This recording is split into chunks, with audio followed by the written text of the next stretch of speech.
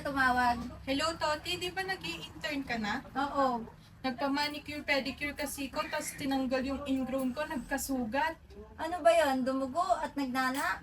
Kanina, dumudugo, pero hindi naman siya nagnana. Sobrang sakit. Ang sakit-sakit lang. Sakit-sakit na! Nagagawin ko na lang lahat para mawala yung sakit! I want this pain to stop! Wala, ate. Over naman sa sakit niyan. Alam ko na. Di ba, may katabi kayong butika. Bumili ka ng amoxicillin. Sabihin mo, for 3 days yan. Gagaling ka agad, promise.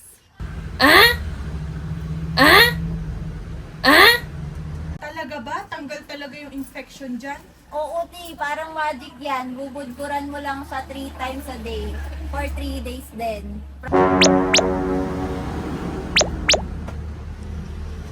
Promise. Gagaling yan. Parang perfect na lahat.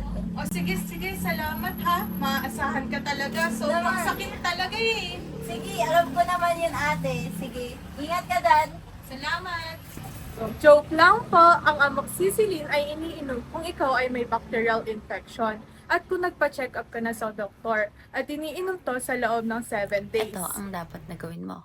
Una, linisin ng sugat ng malinis na tubig, betadine o kahit anong antiseptic na meron ka. Pangalawa, kumonsulta sa doktor kung ito ay namamagana. Tandaan, huwag basta-basta gumamit ng antibiotic. Huwag mag-self-medicate. Kumonsulta sa doktor bago uminom ng antibiotic. Tandaan, ang amoxicillin ay iniinom at hindi binubudbod.